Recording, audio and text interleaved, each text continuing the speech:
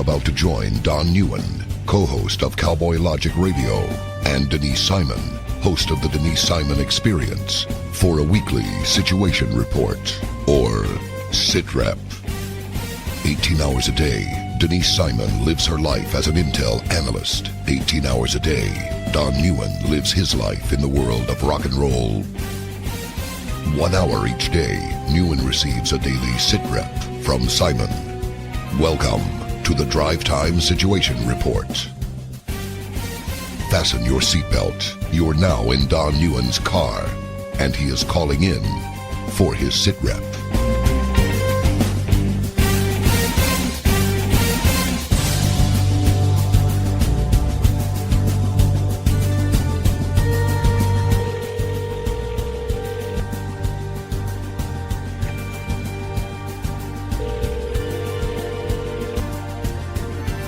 Hello. Good evening, Denise Simon. It's your buddy Don Neuen, and I don't yes, know it whether, is. I just don't know whether I'm excited about this SITREP tonight or extremely nervous about it. And I don't think there's any in between. I just don't know which it is. But I've got this butterfly pit feeling in my stomach.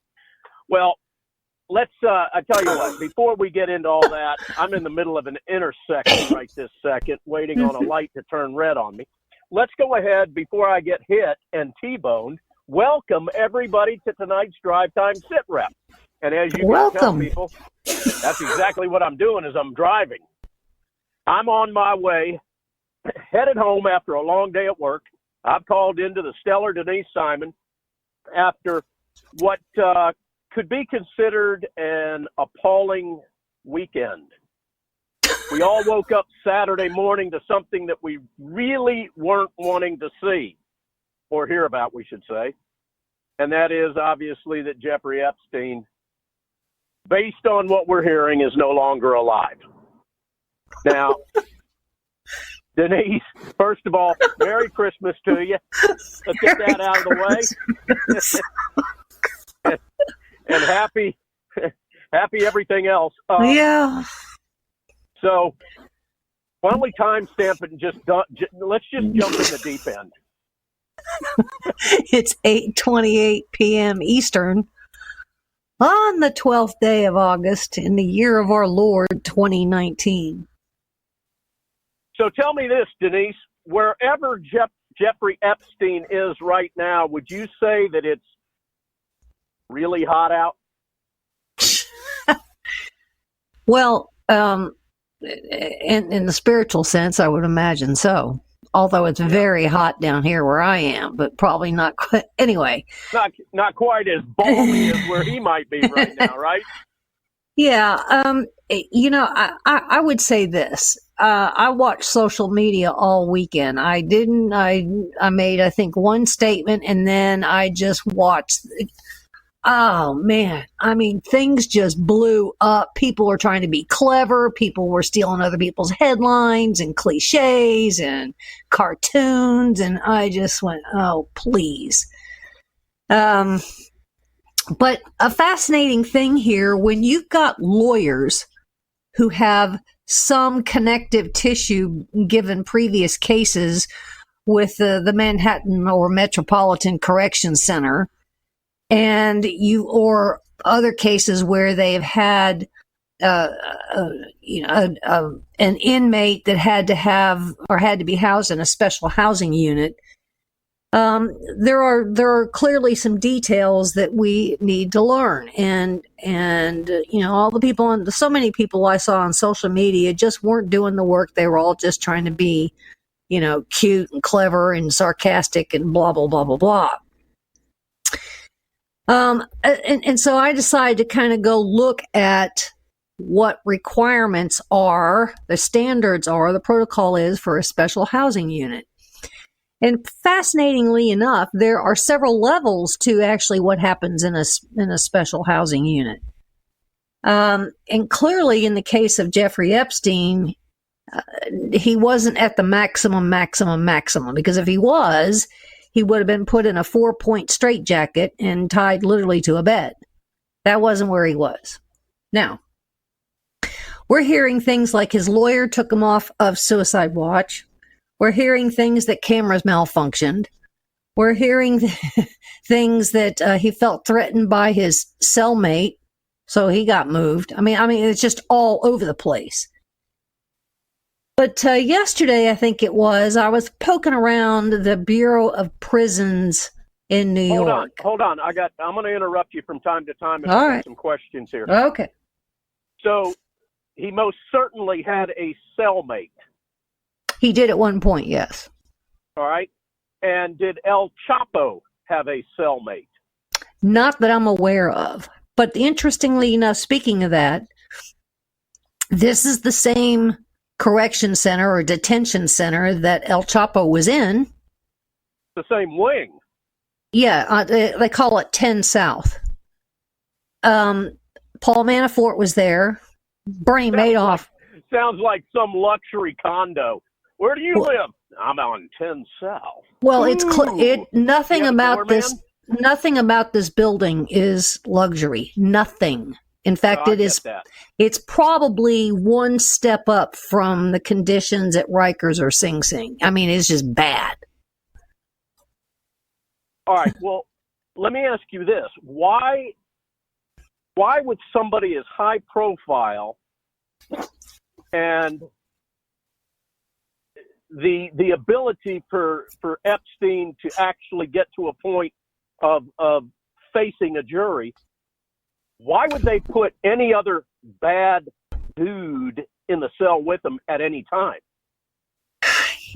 You cannot know the kinds of decisions that are forced to be made at detention centers or correction centers by the warden. We cannot know. I mean, Don, we've got people out there that are so bad and conditions that are so bad that, we're transferring, moving, and having watch and all these kind of like crazy. Now, probably the most focused prisoner at that location in recent history was El Chapo, mostly because he'd escaped from prison already. Correct. But he's now gone. Yeah, he's in Colorado. Okay, so the next most focused prisoner right this second could have been Epstein, correct? I don't know. We've got Al-Qaeda types there. We have got. I don't mean to sound callous. We really don't care if they commit suicide. I didn't really care if Epstein did, to be honest with you. Yeah, I'm but fine you know with what? His victims did. It doesn't matter, and that's something that's really lost on a lot of people. His victims really had an emotional sell job to them that they wanted to face their accuser. So they wanted to face Epstein in a courtroom. That was really never going to happen, as I see it. Now, on Friday, I guess it was, the 2,000 documents were released, and that was a court-ordered release. And that would not be kind of a red light? No. Maybe ratchet up? No. The surveillance of this guy? Oh, no. Listen to me, Don. Hold on. There are at least 2 million pages, and that number continues to grow. All right? These girls really want some kind of justice. And really what that boils down to is a sentencing, which he was going to get. He was never going to get out of prison or jail/prison. It was never going to happen. Okay. So that was a given. And their lawyers would have told them that already. So now they want a monetary settlement. And those are the only two things they would ever get. All right. And they're clearly going to get that. The United States. Why do you say they wouldn't face him in prison? I mean, in a courtroom. Because the lawyers would necessarily his lawyers would keep that from happening. They would end up with a plea deal and say, okay, dude, you're going to get 35 years. He was 66 years old. He was going to live in there behind bars for the rest of his life. So what was the point? And here we're going to pay each of you $2.5 million. Sign here. That's just the way the system works. I wasn't aware that Epstein had any negotiating power. His lawyers do. Nah, for a plea deal? Yes, of course. Lawyers to lawyers all day long. Yeah, well, I know that. Okay. But what I'm getting at is in front of a jury of his peers, if it would have gotten that far? No, it wouldn't. It wouldn't. The pressure was too great. So you don't have to involve the Alan Dershowitzes and the George Mitchells and the Prince Andrews and the Bill Richards. Well, yeah, exactly. Okay. And there were tons of them. I mean, all you have to do is go look at who was in his black book. I mean, we can just, do you believe this Katie will come Couric. to light? Huh? Do you believe that this will come to light? No. Are you serious? I'm serious. So once again, it'll get swept under the rug and nobody's going to know about this. No, they're going to plea the whole thing out. They're going to come to an accommodation. So all of his, he wasn't, he was not only a pedophile in the literal sense, in the definition sense, because of the age of a lot of these girls, correct, but he's also a trafficker. Okay. Now, correct. They're all just going to get some money and be told this is the best you're going to get. The guy's already dead. So, what's your number? The guy's worth whatever he's worth. We're not even sure what that number is. I mean, I've seen things from up to $1 billion. We've got the feds, the FBI at his location at Little St. James Island as we speak. They're there. So, I mean, that place is like 150 acres. Okay. So you got a value there. You got boats, you got airplanes, you got his Manhattan place. He probably even has a place in Paris. We've got the one over in New Mexico. So they're going to have to wait a while before they get paid off. I mean, they're going to have to wait a long time, I would say, but, they're going to come to a settlement. You get 5 million, you get 6 million, you get 10, whatever the number is. And that's just the way it's going to play out. That's the reality of it all. We aren't going to see a Perry Mason moment in a courtroom. It was never going to happen. Damn it. And I am watching Perry Mason. Donna and I watch it nightly. We even watch the movies, Denise. Okay. That's the reality. It's not that I'm waiting on a Perry Mason movie or a Perry Mason moment. I'm waiting for justice to be served and people to be held accountable. Well, it isn't going to happen. I'm damn tired of a two-tier justice system. Okay, well, it's with us forever, so, deal with it. Okay. All right, so let me ask you, you've been digging into this clearly quite a bit. I know that you and Tom Del Beccaro have been pinging some ideas around over the weekend of how you feel he actually died, if in fact he actually is dead. Oh, he's dead. He's clearly dead. Well, I tend to believe that too. And I'm not going to disclose what you and Del Beccaro have been sharing back and forth in text messages with us, but are you willing to talk about your thoughts on how he died? It strains logic that he hung himself the second time successfully. Okay. That's a nice pregnant pause. I do believe that there was some kind of poison. Now, that's in my heart of hearts. And I'm assuming you think his lawyer did this. Well, I don't know who did it, but I would say this. His lawyers, and he's got several of them, he probably had a conversation with him and said, hey, dude, I'll give you $5 million. I'm finished with this. I know I'm never going to get out. This is the best day that I'm going to have. Go find me some method to get me dead, to finish this off. I can't. He's never had a moment in his life like he's had at 10 South in the Metropolitan Correction Center.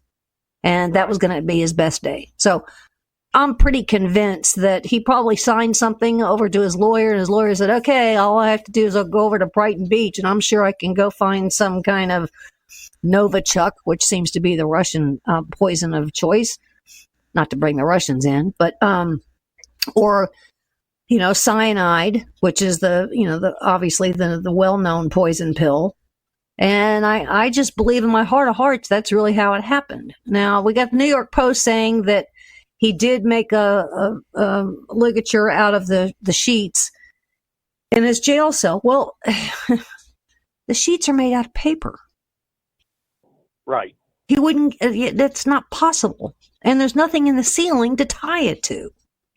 It's like strangling yourself with a bounty, right? Yeah. So that's just my thought. Or a hospital gown. Yeah, it ain't gonna happen. I mean, it wouldn't have even been long enough. Just think of it logically. Now, the other thing is, I think the Post said that he hung himself with this paper sheet from the bunk above him. Saw it. I just nah. Well, hey, look, when and now that you've disclosed your thoughts and Tom Del Boccaro's thoughts on this, I'll go on and say, what kind of trouble does that put his lawyer or lawyers in? None. They assisted. Not. None. Well, that's what he said. He goes, prove it. That's right. Now, they done an autopsy. The autopsy's complete. But this woman who did the autopsy, apparently she's supposed to be very good. But there's also a psychologist, psychiatrist kind of person there that oversees this thing. And the very famous Dr. Bodden was also there too. And for the results of the autopsy not to come out because they're waiting other information is a head scratcher. But that information, not to have throw some more conspiracy gasoline on this fire, could be some laboratory results, meaning, did he have something else in his system? Or was there some x-rays that they're waiting for? Or, an MRI kind of thing? I don't know. But whatever it is, it's delayed. Now, it could be finished and they could have those lab results back. And then where does it go? Well, it's going to go over to the New York Southern District and it's going to go over to the U.S. Department of Justice. And they're going to have a confab, and they're going to figure out how to frame the results to put it out in the public. On a scale of 1 to 10, 10 being really pissed off, where is Bob Barr on this? Well, I would think, if anything, he's probably more angry at Trump for retweeting a tweet than anything else. But he didn't. The whole planet. Yeah, he didn't need Epstein to be alive in order to provide some kind of justice to these girls. Now, let me talk about the girls here for a minute. What girl, in her right mind, at 14, 15, or 16 years old, would get on an airplane and go to a private island with a bunch of men? What girl would do it more than once? Well, good thing I don't have any daughters. Me neither. I sure as hell wouldn't want one of them doing it. Now, let's go a little bit further. This has a lot of implication when it comes to law, because at some point at the age of 17, perhaps, and maybe it is 18, I don't know, but the law changes and the label changes from being a child trafficker of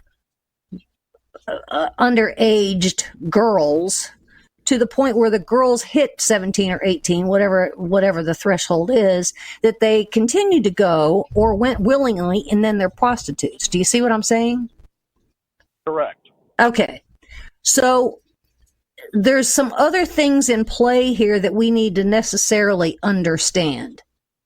Now, some of these girls, I've read some of their stories. I think I read probably, this is a long time ago, 5 or 6 years ago, when I read several of the FBI files, and after I read about 7 or 8 of them, I had to just quit reading. I don't know how the FBI guys could even begin to interview these girls, but that was back then.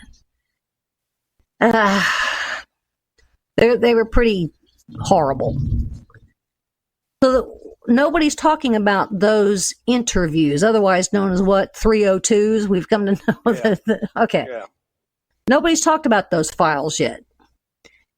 The other thing that happened along with the 2,000 pages that was released on Friday is earlier in the week, if I recall this correctly, my governor, Ron DeSantis, put out a decree. Maybe it was an executive order. I don't know what the technical term, the legal term is it for a governor, but he took the case away from the Palm Beach Sheriff's Department, which originally owned the case, because this happened, at least on the Palm Beach side, it happened in Palm Beach.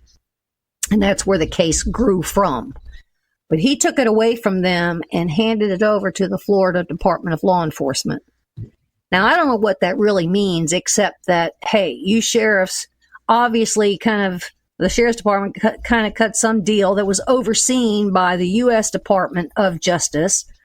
And we don't know what was shared that the former Labor Secretary, Acosta, got in trouble for, that he had to resign, a month ago now.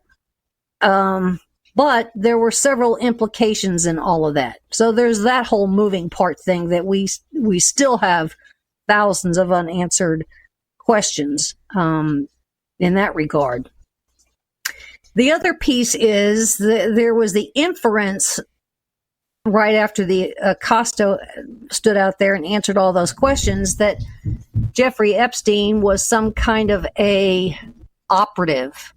And that may, an intelligence operative, and there may be some truth to that. Maybe that's the other part of the reason that there was a deal cut, that he got off so easily. Because let's face it, he knew some pretty powerful people in the world, and it goes way beyond Prince Andrew of the royal family. He knew Saudi's leadership. He knew those in France. And those are the kinds of things that we put in profiles, I should say, of world leaders. And a lot of these people were world leaders or associated with world leaders, especially when you get to the top of the media, because we had George Stephanopoulos that had been to many dinner parties with Epstein that he hosted. Katie Couric was another one. So we can't begin to know the beginnings of all of this, really, nor the end.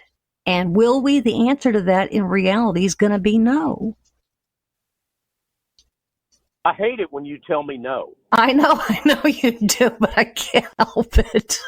All right. Well, listen, we're going to have to go to break here at the bottom of the hour. Ladies and gentlemen, you're listening to the Drive Time SITREP. My name is Don Neuen. I'm the co-host of Cowboy Logic Radio. On the other end of this conversation is the ever-stellar Denise Simon. She hosts the Denise Simon Experience. Both of these shows can be heard on whatever station or network that you're listening to this show on. Now, Denise, when we get back from the break, I want to try to compare the whole Epstein mess with Volume 2 of the Mueller report, in which there was no legal basis whatsoever for Volume 2. Matter of fact, it kind of defies law. But it was designed and it was used as a negative information, a bad blemish for Trump. What I'm being curious about when we return is your thoughts on whether or not what could be exposed through this investigation of Epstein and all of the tentacles and all of the high-profile people, if that could be somehow utilized for the 2020 election to really start casting light on both Democrats and Republicans as well as world leaders. But we got to save it till we get back after the break. Ladies and gentlemen, you're listening to the Drive Time SITREP.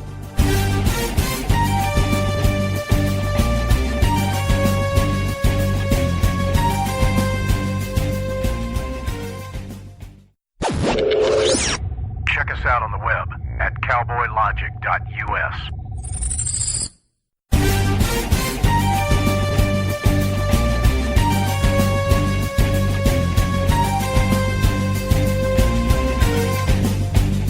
Welcome back to the Drive Time SITREP. Ladies and gentlemen, I'm Don Neuen. You've got on the other end of this conversation the stellar Denise Simon.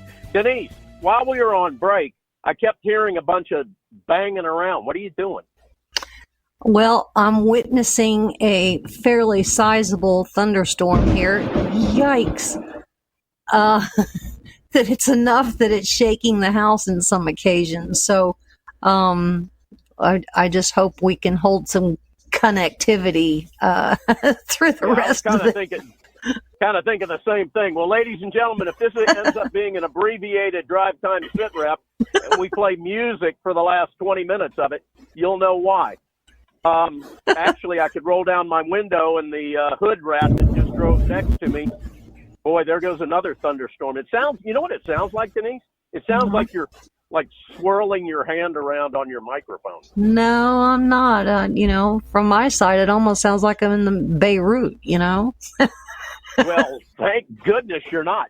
All right, before we went to break, we talked about, or at least I did, talked about, negative information that is used to basically tarnish public opinion of someone, which, in my opinion, is basically all that Volume 2 was of the Mueller report.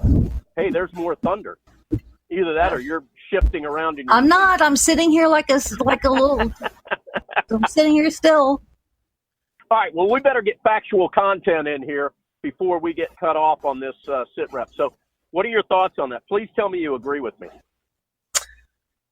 Well, today, both Elizabeth Warren and Kamala Harris came out with the notion that it was the Trump administration that allowed the non-prosecution of the police officer of, I forget the boy's name in Ferguson, that caused all that. So obviously a memo went out from the DCCC or the DNC or, somebody to these candidates, because at least two of them said the very same thing, that shame on Trump's Department of Justice for not prosecuting the police officer that caused all the meltdown in Ferguson and then later went on to Baltimore and wherever else, hands up, don't shoot kind of thing. But the truth of the matter is that the non-prosecution happened under the Obama Justice Department. I was just going to say, well, you're talking about, what's his name, Michael Brown or whatever? Yeah, I think that's what it was, yes. What kind of an idiot would actually think that did take place during the Trump administration? Because, understand something. I just told you that, over the weekend, I watched all kinds of stupidness on social media, and I might add on TV media until I just couldn't stand it any longer and went outside and worked in the yard at 95-degree heat because it was a better place to be, that people don't do the work. So who was going to challenge the fact that whatever Kamala and Elizabeth Warren, because they're both lawyers, by the way, would ever have said something that is just false? Oh, wait a minute. Joe Biden says the same kind of stuff, like when the Parkland surviving families went to visit him when he was vice president, which was also false because it didn't happen when he was. Don't tell me that the media outlets are overlooking these comments. Not only then, they're ignoring them. They just pretend like they don't happen. So we have to work very hard in order to correct the record. And I almost hate to even say that because we had a whole David Axelrod Obama social media thing that went on Twitter for a short time called Correct the Record. So I almost hate to resurrect that one. Yeah. Anyway. All right. Well, go back to my hypothesis, though. I am. So when it comes to negative information, we can't stop media. We can't stop these candidates. And I actually heard this afternoon where Marianne Marsh, who used to be John Kerry's campaign, worked for John Kerry's presidential campaign, she too was blaming the death of Epstein on the Trump administration and the Trump Justice Department. They allowed it to happen. Okay, well, for the sake of the listeners, negative information, Fox tried to unwind that a little bit. Katie Pavlich actually tried to say it, but it kind of didn't matter. The bell was rung. You can't unring a bell. So Yeah, it's like tainting a jury. yes. So the only thing that we can possibly do, which would is show up when these people, these candidates, decide to visit our hometown, is confront them. And maybe right now a good place to be would be at the Iowa State Fair and, just walk up to them and say, oh, shame on you for saying this because you know it is false, and hope that there's a TV camera close by. So we're operating on hope. Now, the other thing we can do is encourage the Trump Re-election Committee, otherwise known as a campaign war room, to ensure that from here on out, if he's going to speak, he needs to speak in facts and not just kind of inciting the crowd and, having a whole kind of rally thing. He needs to put some real facts out, almost like Glenn Beck used to do when he had the Glenn Beck show. That gives us something tangible to grab onto, which is kind of what I was doing over the weekend when it came to how this Bureau of Prisons operation operates in New York. Well, I found out some interesting things because I was blaming it on de Blasio, but it actually wasn't de Blasio, it was Governor Cuomo. So he has had to cut back, he says, on his prison guards, blah, blah, blah, blah, blah, because the feds aren't giving him enough money. Well, he was doing that in 2017 and 2018.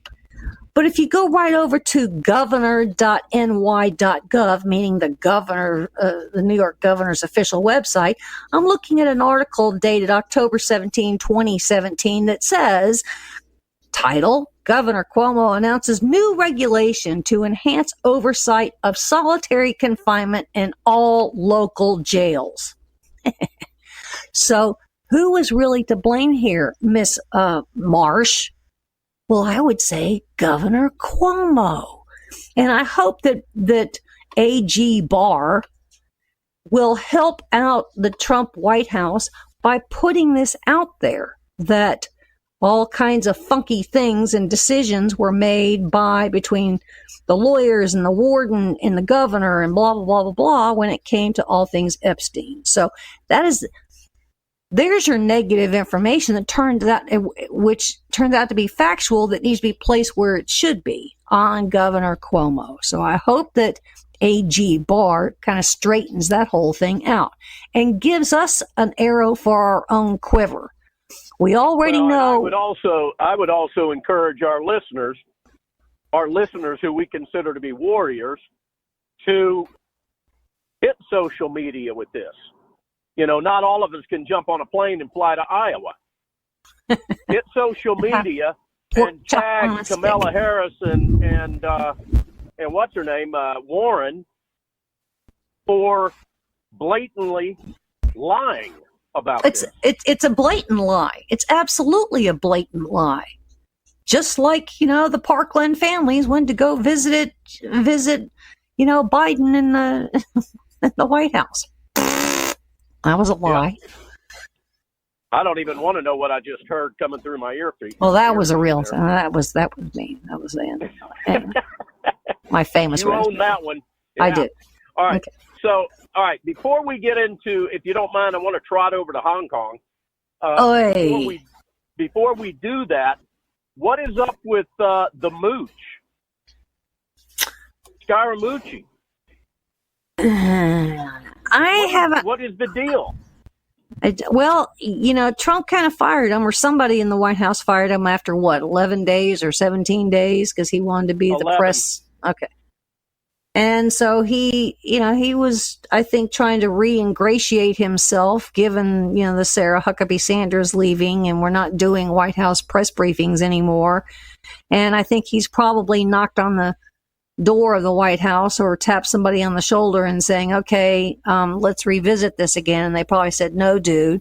And so he might be mad. This is just Denise speaking. And so maybe he's decided to kind of come out and think that maybe Trump ought to be primaried. Okay. All right. Well, so much for the mooch. He wasn't one of my favorite people anyway. No, I know. And mine either. All right. So what's going on with Hong Kong? Well, in the case of Hong Kong, gosh, we're into over 2 months now, I think, with these protests. And the Hong Kongians, I don't know what you call them, the residents of Hong Kong, they want full-blown democracy. They want to kind of go back to when it was full British rule, or essentially, a model like we have in the United States. And Hold on. Just need to ask, whoever's the leading figure in Hong Kong, is there any chance that it might be King Kong? Maybe Queen Kong in this case. I know. But I thought that was funny, didn't you? It was cute. Quick and witty. Yes. For a guy that's driving and listening to you at the same time. All right. Good job. All right, making a left turn. Back to you, Denise. So that's why we have these protests, because what China was essentially saying is, we feel threatened by this movement and the attitudes of Hong Kong. And so if we don't like what some of these people are doing in Hong Kong, we have the right legally. Now, this is President Xi Jinping. We have the right to go into Hong Kong, pick these people out of there, and bring them back to the mainland and try them. Now, that sat out there for a while. Here come the protests. And then Hong Kong said, okay, well, maybe we won't do that. We'll consider it again. So hoping that the protests would go away. That didn't work. So then they said, okay, we're not going to do it at all. Well, the people in Hong Kong are not believing it because there's too many other indicators that says that China is lying, which I think they are. So Sunday night, as these protests, and these protests are big. They're almost like a Tahrir Square during the Arab Spring. They're big.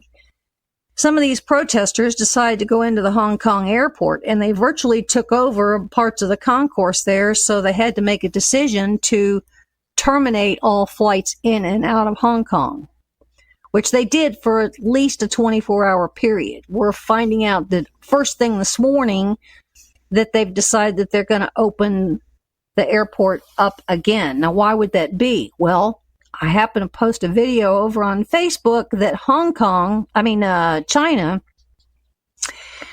has, I think it's an estimated 15,000 troops ready to storm into Hong Kong with some very interesting kind of civil defense munitions, if they will. Additionally, there was quite the convoy, which is the video that I posted, quite the convoy of Chinese troops literally driving into downtown Hong Kong. Looked like it may have been actually to the airport. So they closed off streets and whatnot to stop it. So things are not going to settle down there by a long stretch. The police and the quasi-military Chinese forces that are in Hong Kong have gotten quite brutal with the residents of Hong Kong. Not only are they using rubber bullets and tear gas and water cannons, but they're using, some very nasty, disgusting police tactics, including beating some of these people on the streets. Just beating them up.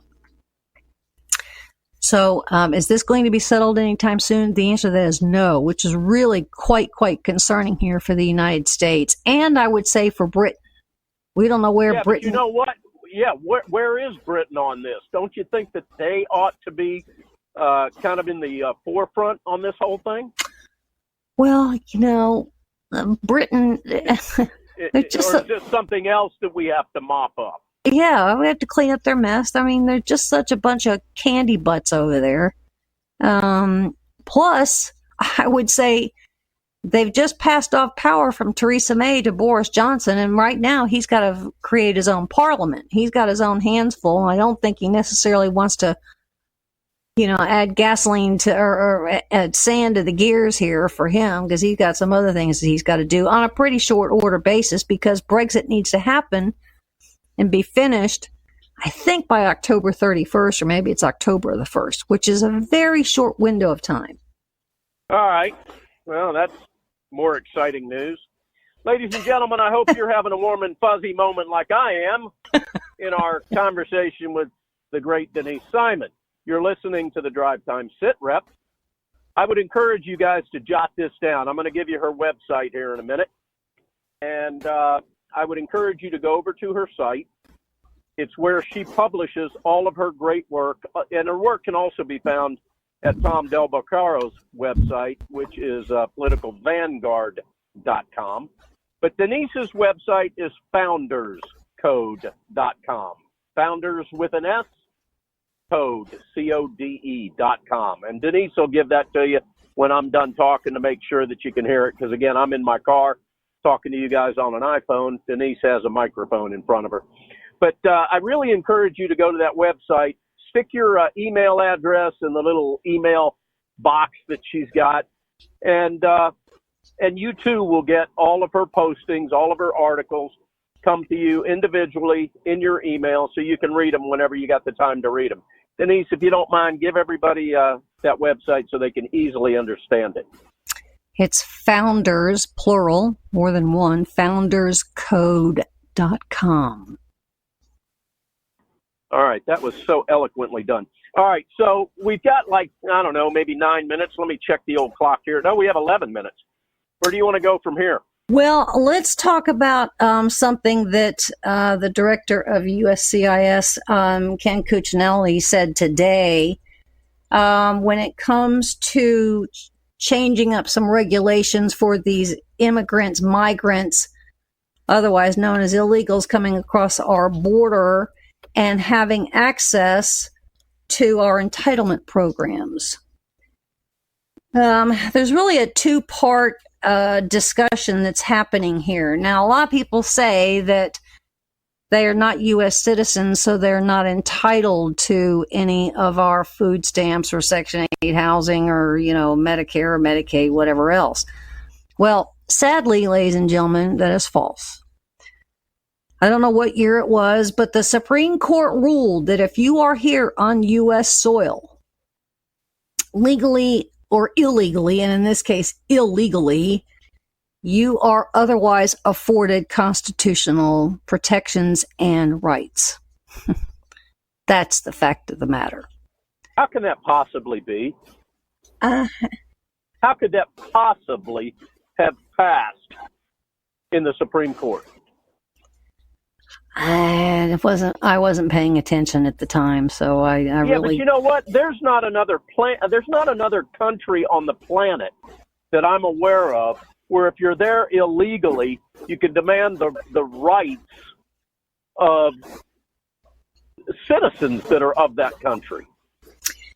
Well, here's what's going to happen, because Ken Cuccinelli came out with a major clarification today on how they're defining what these regulations are going to be, and that these people, and I haven't seen the executive order yet, so I can't define which specific group that he's referring to, or more than one group, will not be afforded, except in, certain stipulations, or these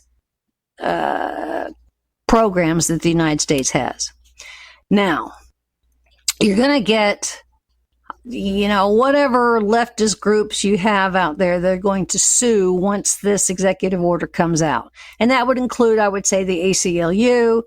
That's going to, La Raza's or Southern Poverty Law Center, whatever else. They're going to sue. All right. So it's going to go to the Supreme Court. It's going to eventually get there. And I think at that moment, if the Supreme Court accepts the case, which I think they may be forced to doing here next year, then they may have to go back and unwind that decision whenever that decision happened. Now, we can only hope. We can only hope. Now, the other piece of this is the birthright citizenship, otherwise known as anchor babies. It has been, it's kind of like separation of church and state, which is there's no such thing. That was a concocted leftist cliche. There's no such thing as birthright citizenship in those exact terms. Just because you're born here doesn't mean you're a U.S. citizen by a long stretch, because I think it was the 14th Amendment. And the 14th Amendment, what it is saying is that you have to have some bind, some fealty, some loyalty to the United States, meaning the parents, for that child to be a U.S. citizen. If you've got two illegal parents or two foreigners, and one of them happens to be pregnant and they give birth, that child is not a U.S. citizen, but nobody's wanted to fight that. Right. So if a man and a woman come to the United States on vacation, and the woman is pregnant, and she ends up giving birth in the United States, it never has made that child Precisely. a U.S. citizen. Precisely. But we've been doing it. We've been on, giving them a birth certificate. But the birth certificate only says there was a live birth. The birth certificate did not give them citizenship. That's the other part that needs to be questioned and challenged. Now, if we go back to the years of Ellis Island, of which I think 12 million people passed through, there was a series of questions, about 30 of them, with each person that the officials at Ellis Island asked each of these 12 million people that, were of age to be asked. And they included such things as, do you have connections here, family connections in the United States? Do you have some kind of a financial means to exist here in the United States without becoming a burden to the United States? Do you have some kind of a job that's already lined up? So we were asking all of these things, including, I might add, giving them a full medical exam, which we're not doing to all of these people that are coming across our border, in order to determine whether that we open the gate and continue to let them through. And we rejected many. We did. We absolutely did. And then if there was some kind of question, there was actually a panel. I think the panel consisted of 4 people that would escalate the case. So going even back to Ellis Island, we did not want these people coming here from wherever they were coming from to be a burden on the United States. Now, here's another thing, and this happened under the Obama administration. We had something called birther tourism. Kind of goes back to the anchor baby component.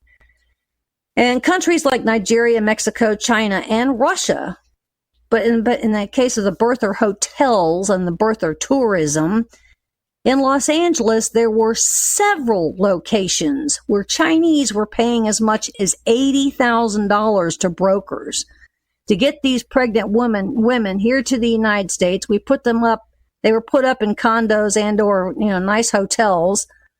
And then when it was time for them to give birth, it also paid for their medical bill. So this fee that they paid to the broker included travel, accommodations, and medical.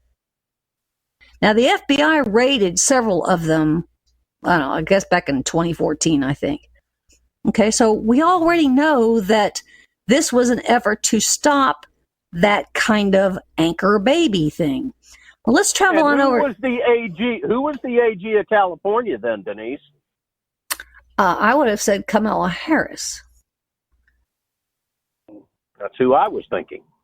Now, let's go down to Miami, shall we? Because that's the other place that these Russian women are still flocking to.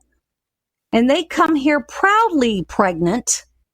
They didn't pay quite as much as the Chinese did. They got, theirs weren't not as high as $80,000. They went as high as $50,000, but travel accommodations, hospital expenses.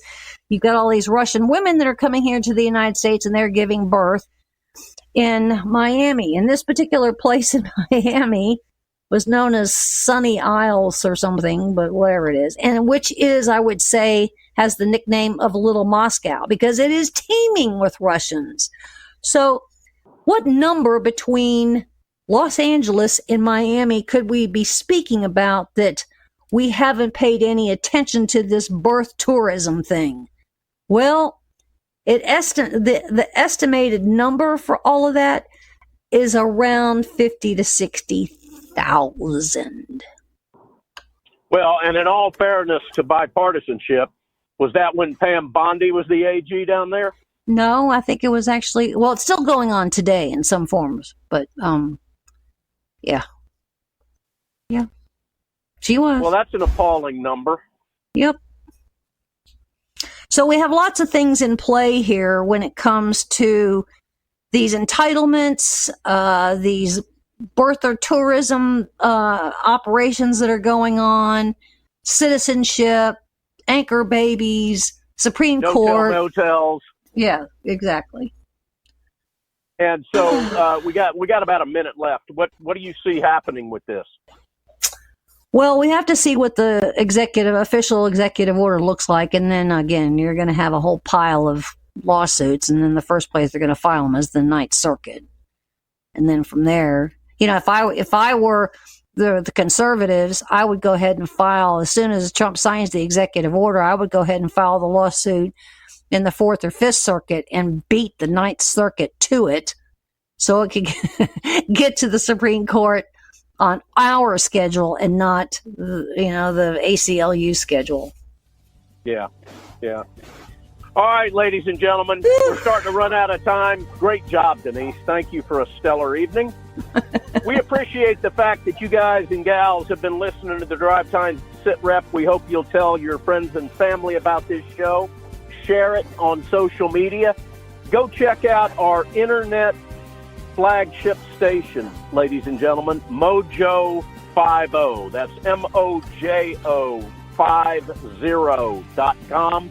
Until next week, Denise, it's up to you to take us home. Thanks for being with us, and God bless America.